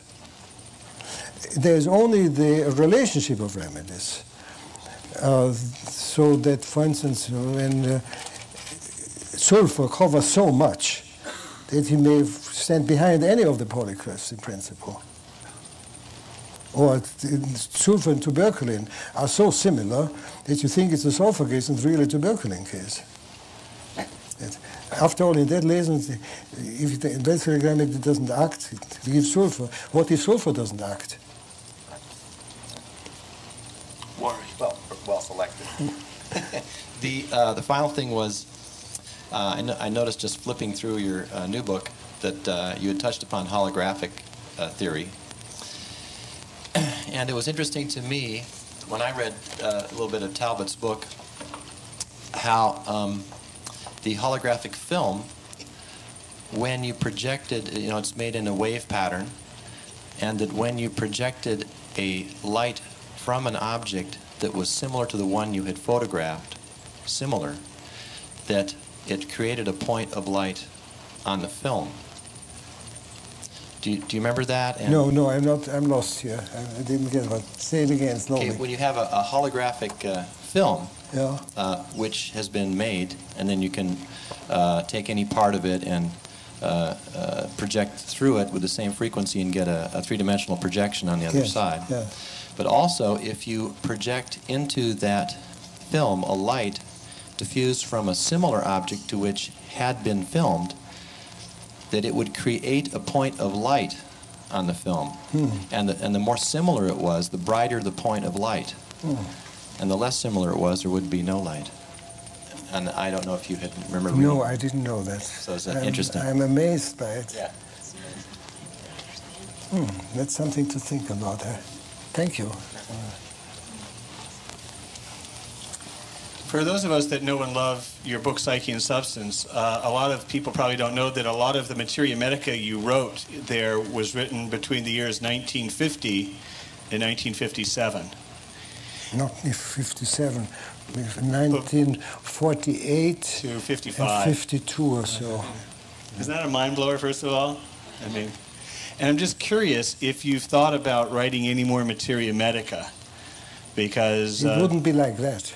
It wouldn't be like that. Well, have you thought about doing any more in a different way? I am thinking about that. This is what that's whole stuff. It is why I got that. What I'm thinking of is computer. To get a mathematica that would be accessible, I would say something to therapists, to psychotherapists. Ooh. But I think it's a formidable undertaking, and I don't know whether I'll be equal to it. But I have to relearn materia medica for that. Are you thinking of any specific remedies that you wanted to cover in there? I would start with the polycrest. Also, I'm wondering if you can just share for us what it was like to practice homeopathy in the late 40s and early 50s. And just sort of give us sort of a sense of what that was. We had a neighbor where we lived. He was a retired army officer, and she was an army nurse. And our children and myself were instructed never to use the word in their presence, neither homeopathy nor meditation. Or meditation? Or meditation. Absolutely. I gave lectures on homeopathy to my patients, and I talked to an audience of 5 to 10. That was life in those days. And we heard, I knew McAdams still, who was the last teacher last homeopath in the Florence Fifth Avenue Hospital. And I knew him when his department was closed, and so on and so forth. He was, actually at the time I didn't even call myself a homeopath. I just was a doctor. And I happened to treat cases and cure cases that other doctors didn't treat. So that was that. But homeopathy wasn't mentioned. And how did the Jungians respond to your interest in homeopathy? I mean, here you were, one of the founders of the Jungian Training Institute. Did they even want to hear about it? After I sent those first essays of Psyche and Substance both to Jung and to some of my colleagues there. From Jung I got an interested letter which is published in the thing, and I had an interview with him later where I discussed all that with him. From the leading colleague in New York, I got a sermon that I don't understand what symbolism is. That this is all projection, psychological stuff, but it is a gross mistake to assume this has anything to do with physical reality. And for the next 10 or 15 years, I learned to keep my mouth shut also there. And presently, you gave a presentation several years ago to the New York Jungian Society. How was that received? And this was a new generation, and they were interested.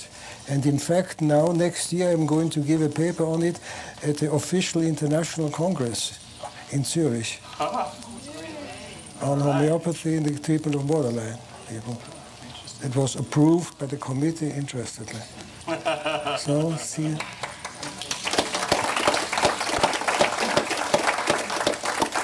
That's not due me. Times are changing. I cannot take any credit for that. I wonder if you can talk about how you first became interested in homeopathy and alchemy. Did alchemy come first? Did homeopathy come first? When I was in med school, I had two basic experiences. One was that I looked once at a cadaver, which you had to dissect, and said to me, that's not the person. That's not it. And then when I came to the end, I realized... This was in Vienna, by the way? It was in Vienna, yes.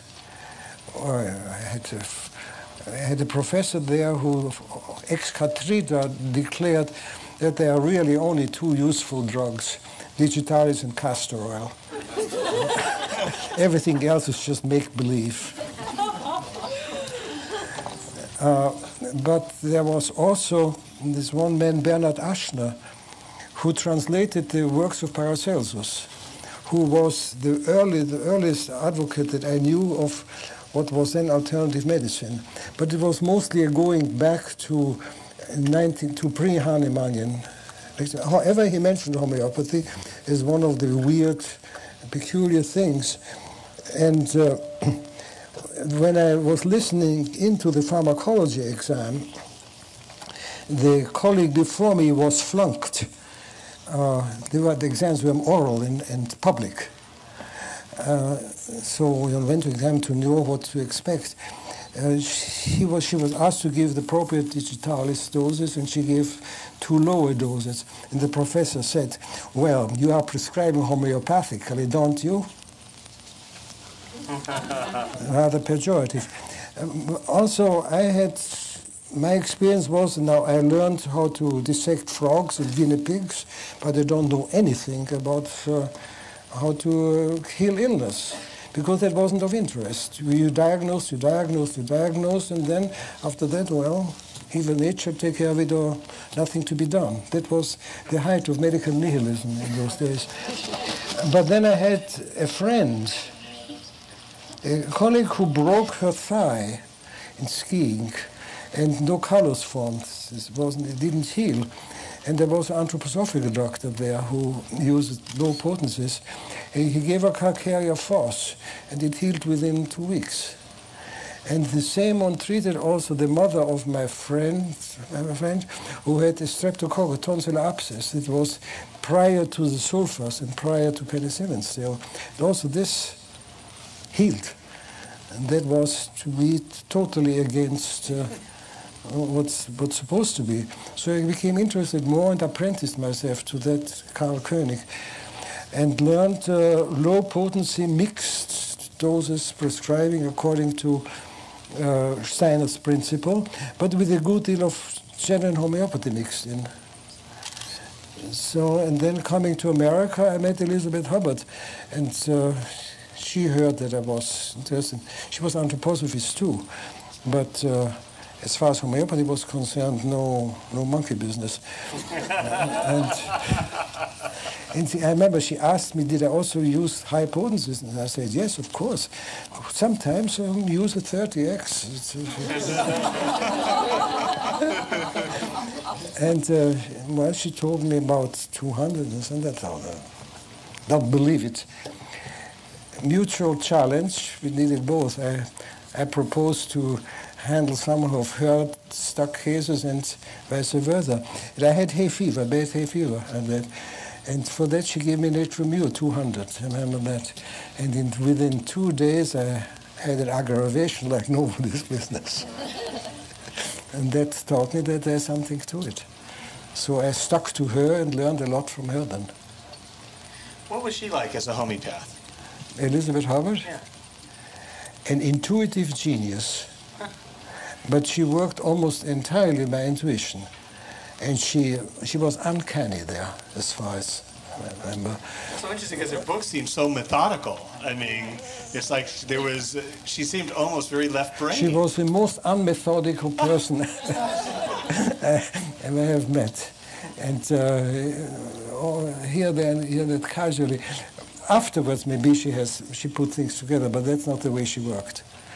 You see that about that arsenic case, it was one of her cases.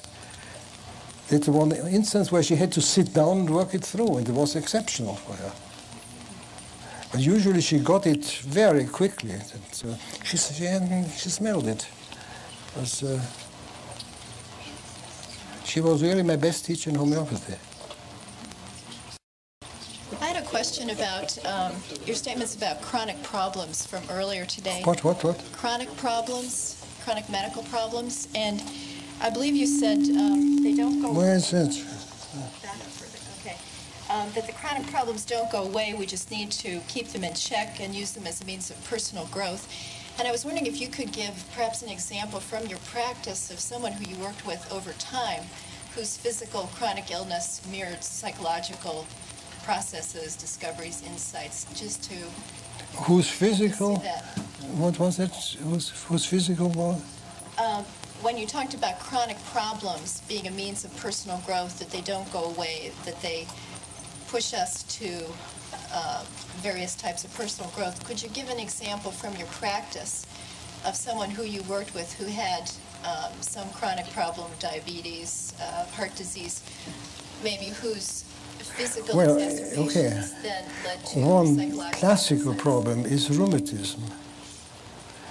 As you get older and you get healthier, you gradually get more rheumatic.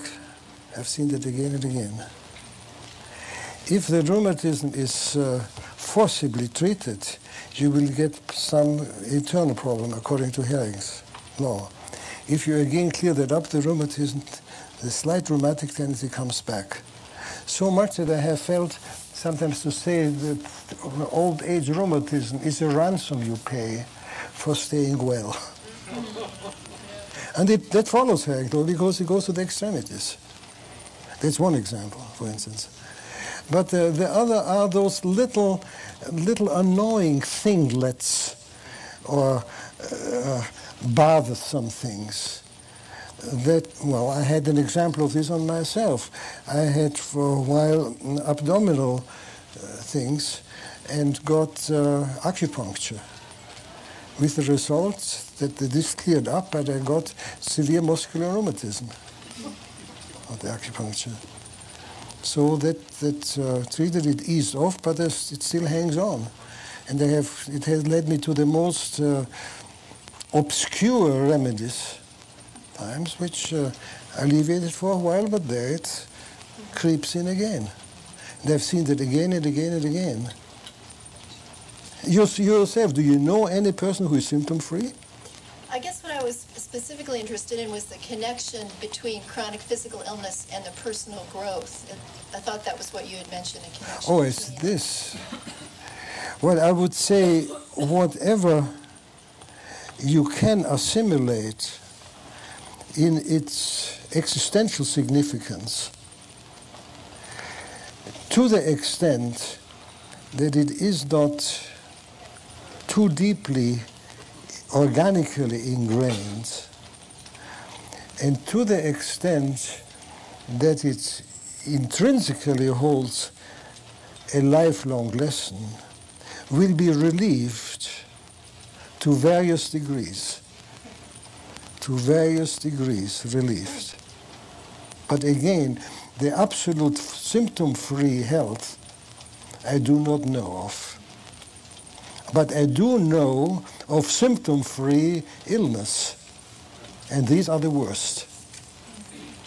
About 10 years ago, you and I had a dialogue in Berkeley where you told an audience that that was part of what you said earlier today that you remarked was a bit heretical, and that you said, in fact, that approximately 70% of patients from your experience cannot be treated by finding the simillimum through conventional means.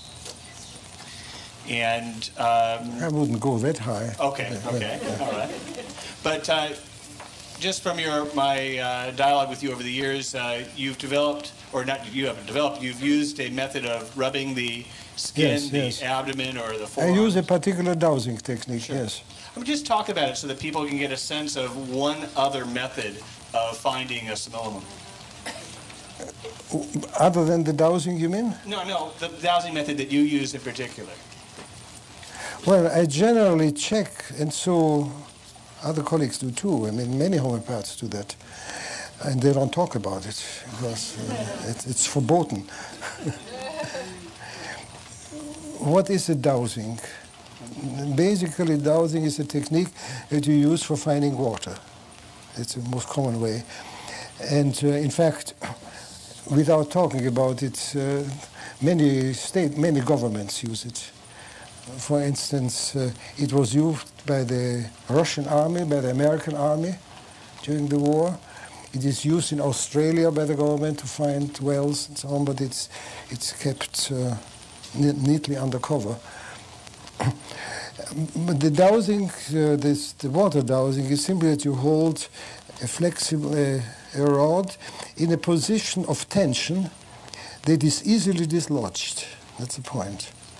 And when you come over what you're looking for, it gets dislodged.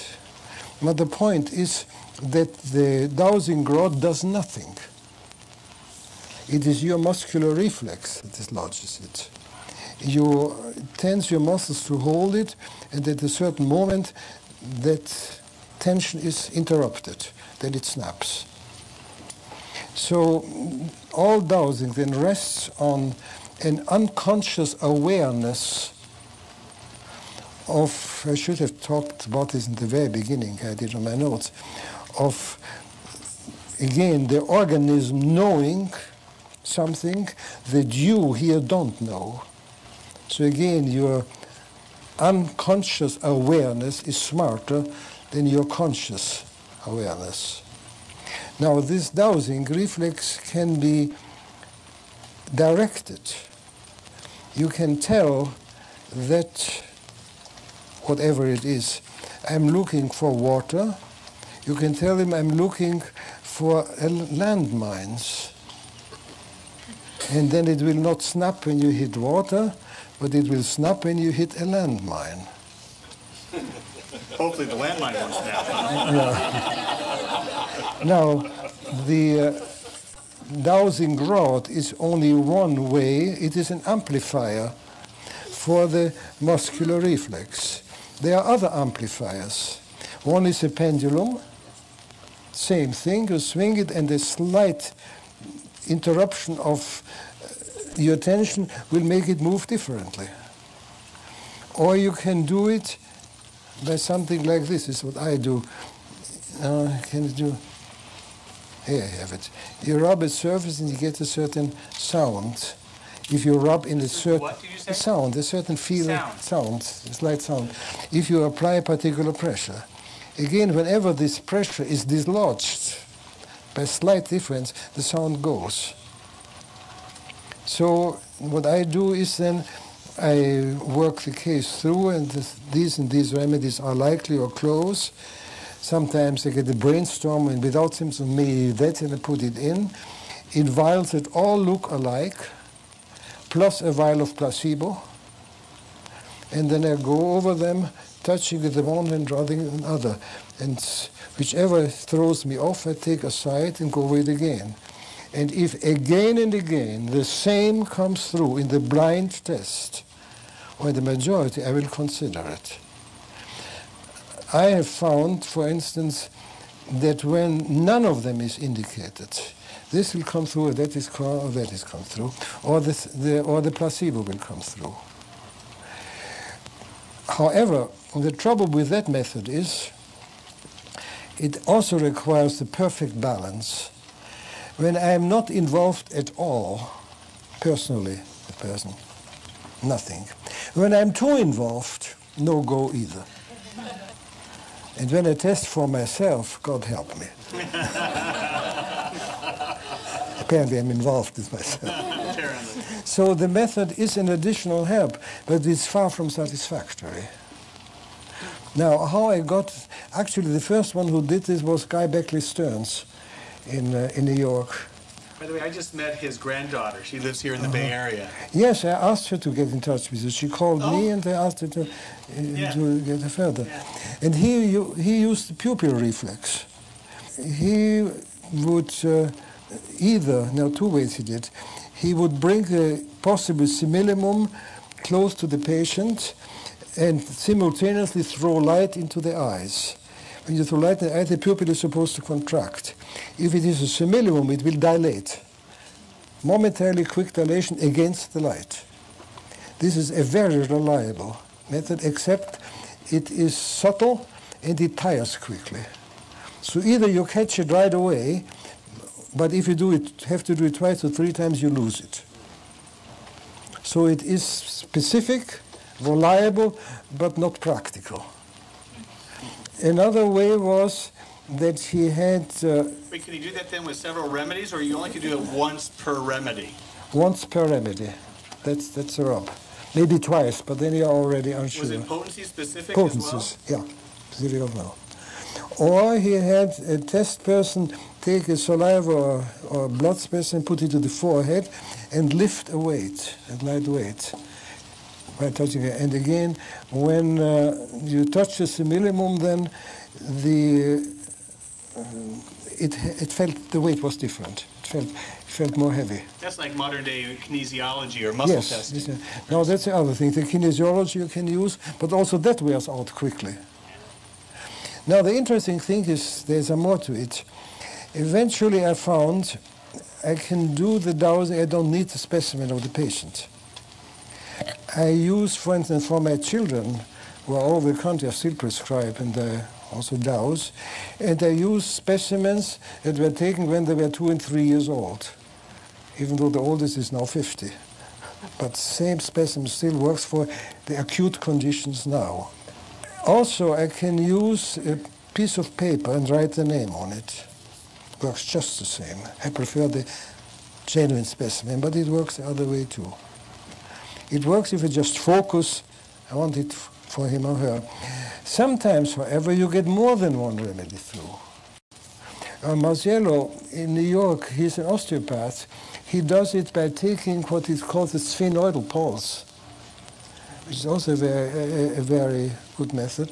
But he drew my attention to the fact sometimes more than one comes through, but only one of them will be the simillimum.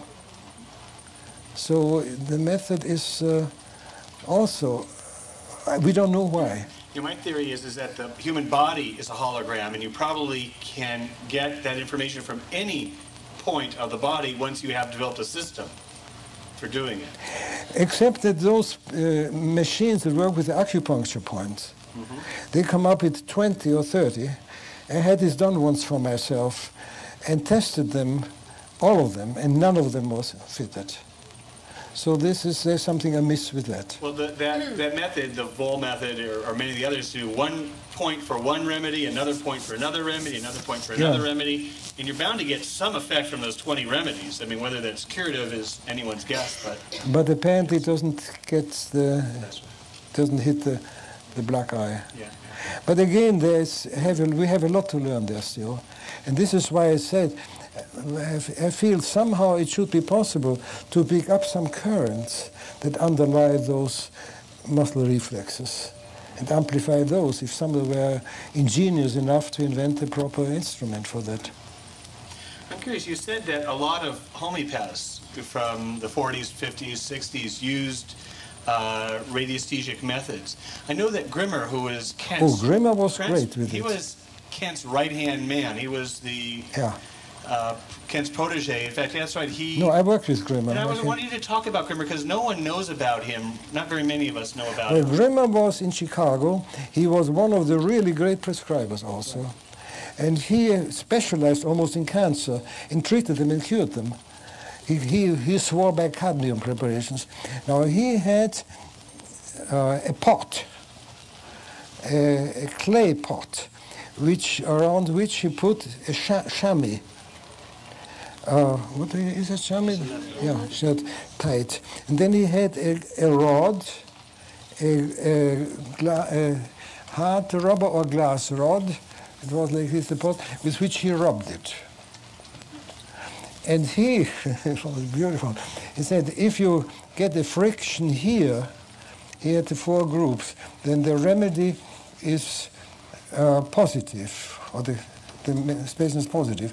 If you get the friction here, it is negative. If you get it up here, it is bipolar, and if you get it here, it's negative. Now, again, this was a projection of his going onto the pot. But it worked. He prescribed for me once, and he did right on the nail by doing that. But he was also a genius of a prescriber. He knew the materia medica in and out. And this, of course, they ideally work together. And but of course, the other one that you mentioned was Boyd in Glasgow, right, with a manometer. It's a pity that that would have been a way to carry on, that this was lost. Why don't you talk about the manometer, because people here might not know much about it. The manometer was a system, I believe, of coils of... Going back to Abrams, I should start with Abrams again. He was an allopath. And he was the dean of clinical medicine at Stanford. He was? He was the dean of clinical medicine at Stanford. Well, not until the bitter end, I guess. Yeah, well, in the early 20th century. Yeah, but then he must have lost the job. Yeah, I don't know what happened with him eventually, but no, he was considered the epitome of a quack. Exactly. He had What an honor. a system of, and I wish I could get hold of his machine again, because this was one of the best, really. He had a box, the famous Abrams box, which had a system of resistance inductors, which were then classed according to numerical scales with several circles and dials, and determined the numerical system of the specimen also by rubbing a smooth surface and setting the dials, and again where you got the sticking, there you set the dial, and developed thereby a system, a numerical system coding for all sorts of illnesses and whatnot. This is being of radionics, and assumed this to be something radio-like. It worked. Then there was Morgan in Clinton, Iowa, at this time then, who did that very same thing for all remedies. For every remedy known, he worked out a numerical system code. I used it for a while, and this is how I came to Lactrodectus mactans in this case. This was a case of quote, hysterical, end of quote, whatever it was, paralysis of a young mother after losing her child. A terribly painful paralysis. No remedy that I could see worked. Called in neurological consultation. They didn't know what to do with it, and it went on and on. So I went and took a specimen and tested it, did the numerical code according to this system, and compared it with his list, and it was Lactrodectus mactans, for which no sciatic or extremity symptoms were known in those days. I gave it, and it dramatically helped. Could never have, on the basis of existing materia medica, any justification to giving Lactrodectus mactans of all the things, which was known, and still is known today, for cardiac conditions, but never for sciatic, like or paralysis of the lower legs. You even added that to your Psyche and Substance. Yeah, That's right. Yeah. Okay, so Boyd then in Glasgow modified that. He thought it was not resistance phases, but induction. So he developed an instrument of various induction coils and connected it with a test person. And when in a particular tuning, he felt, when a specimen of a sick person was put to the forehead under the hand, a blood sample of the test person, no, it was put in a cup in the manometer, the abdominal percussion sounds of the test persons changed. If you added the similimum to it, this change was restored again. So you have here the transmission of the, as it were, of whatever the pattern onto the autonomous system of the test person. Again, the same dowsing reflex. Also, Boyd thought this was an electronic thing. It was Stearns who had the genius to say for the first time, this is dowsing. Now, proof of the pudding. It's a bit funny. There was in the 40s a machine, an electronic machine on the market. It was called the Magna Frequentia. That sold in those days for $400. What was it called? What? What was it called? Magna Frequentia. And that connected the patient with an electrode, something, or two electrodes, I don't remember anymore which, and then the physician went over, touched, and again with another electrode, buttons that were marked with certain remedies, which were supposed to be connected with the circuitry inside of the machine that would then give, I forgot what reflex. I think it was also a rubbing reflex. Now, I was curious about that. I wanted to know the circuitry on this, and borrowed one from a colleague and opened it. And what did I find? An empty box. But it worked. That's the point. It did work. I duplicated it then. I had in those days a secretary still. I still had a full homeopathic practice. So I took a box, an empty cigar box. Oh no, that was it. Magna Frequentia. You rubbed a bent brass plate that was covered with shellac. Something that looked like that. And you rubbed it there, and if you rubbed it properly, it gave like a violin, it gave a sound. And when the sound was thrown off, electronically, mind you, then you had the remedy. So I took a box and a brass plate, covered it with shellac, and gave it to my secretary and told her this is an electric machine with which to determine the right remedy. And she was a rather limited person, but quite sensitive. So I told her this is the way you have to do it, and be careful, of course, that you don't get an electric shocks or something, and instructed her to rub it. And she got the exact remedies. So, again, what is it? The tuning in the dowsing reflex onto the huna. People call it the lower self, the animal self, that knows those things and which you instruct. Well, but again, it's very nice and good, but subjective, subjectively objective. Before I ask my last follow-up question, while I was asking my first question about dowsing, I couldn't help but notice that on the back of this speaker, the name of the speaker is called Heresy. Amen. I couldn't help but giggle that to Michael earlier.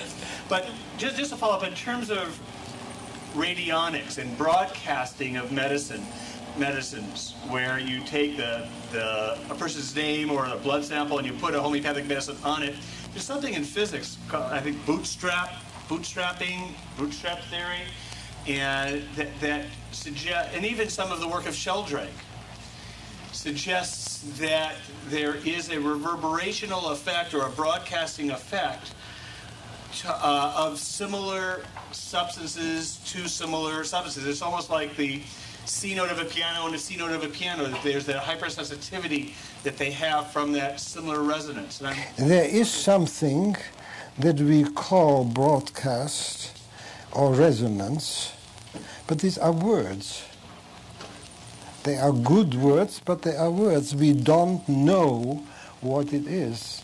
We only know that there is something that is beyond what we call physical, that rests on the mutual or organismic interaction of everything there is.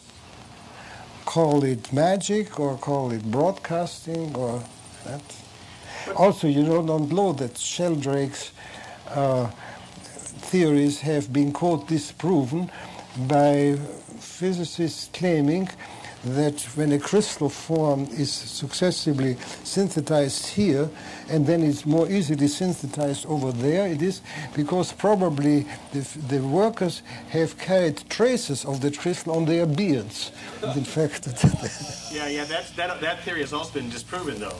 But in any case, one thing that's really great about all this heresy is it makes classical homeopathy seem so conservative. I mean, that's the really great thing. I mean, in the future, they're going to say, no, that can't possibly. It's only just the law of similars. It's only classical homeopathy that works, not that wild stuff. So that's one of the best. Unless you have a question. My apologies for hogging the phone. Yeah, that was actually a little connected with what I was going to say, which is that there's a quote in Paracelsus. There's a quote in Paracelsus which always struck me, which said that Paracelsus says that only when God wills it can man become healed, and it's rather berating the physician, saying, you know, you think you're so important, you go along and you give somebody a little pill and they get better. But really it's only when the creator or whatever wishes it. When he said, when you cannot heal the patient, he was not sent to you by God. Yes. That is his... Yes, yes. And it just... Well, it is so and it is not so. It is to be taken with a grain of salt. But there is... He also said, everybody gets the doctor that he deserves. No comment. But the fact is, and this is the truth, that homeopathy, for instance, is a privilege of the few. And I have grave doubts that it will ever be, that it ever can be, the dominant school of medicine. I am afraid if it were, it may become less effective. Because illness must be. And there is such a thing as vicarious suffering. As though, you see that in families quite often, the fact that one is relieved puts the burden upon the other. For instance, every family has a scapegoat. And when that scapegoat ceases to be and has enough of it, somebody else breaks down. So there are here mutual balances and relations of which we know preciously too little yet. So there is something to it. Yeah, that's really, I feel that. But it's an old story. You cannot take karma as an excuse for your laziness.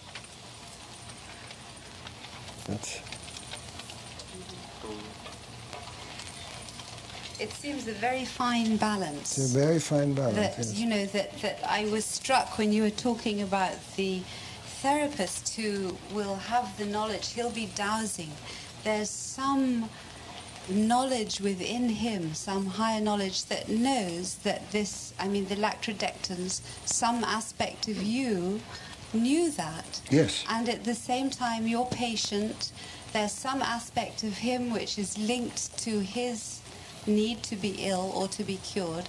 So there's some force which is so mysterious between the two that both of you know in some ways. This is so. So what is that central force? And But you see, there is also a counter force that may forbid it. yeah. Take the Godfather Death in the Alchemy of Healing. When death stands at the head end, you may heal. If it stands at the foot end, you may and cannot heal. There is also a destiny. We work within the limitation of the possible. So one last sort of piece of this is that sometimes I wonder, is it our weakness, our need to have a reason that we say we practice a therapy, when actually one can see in how you've been talking today and in what I'm interested in at the moment, this sort of synchronicity of everybody becoming a little bit more trusting in intuition, or not quite so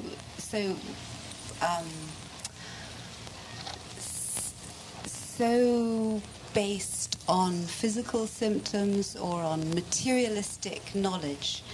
Can we let go of that crutch? Is it like a crutch that we need to say, here's an acupuncture needle, here's a remedy? Can we become sort of finer, let go in a certain way? Is that our fear that makes us have to have a medium to Well, I heal think things? it varies. I cannot consider of a general valid law. The point is, one of the tenets of alchemy, one of the axiomatic things in depth psychology, it needs the vis-a-vis, it needs the other. Even Paracelsus said that God chooses to heal through the physician. Now, this chosen or called for healer can be a homeopath, it can also be an allopath, it can be an acupuncturist, it can be this or that or the other. Depending upon what I would say, what are the karmic interactions are here. What is the nature of the experience to be led to? Therefore, I feel it's important then to see always the situation as a total human situation, not just this illness or that cure, but what does it mean in the overall biography of that particular person and the developmental and needs of the soul of this particular person, that she is ill now, where does it want to go, what approach is optimally called for. You can cure, yes, you can cure homeopathically a physical condition and throw them into a depression and into a psychosis. It's all possible. You just don't know. And why do we choose it? I don't think it will work unless there is a calling. What's the calling? That everybody has to answer for himself. That's the word vocation. Vocation, doesn't that mean a calling? You mean by telephone? No. The word vocation means, I think, it's derived from a word that means a calling. It is, the answer of this, the most poignant answer is in the Hindu, in the Bhagavad Gita. You know, what's the situation there? Arjuna, the king, the leader of the army, has the army arrayed in battle formation and vis-a-vis the opposing army. Now he discovers that on the other side stand all his friends, his family, his clans. If he fights them, he destroys his own clan and family. If he refuses to fight, he will be conquered and be called a coward.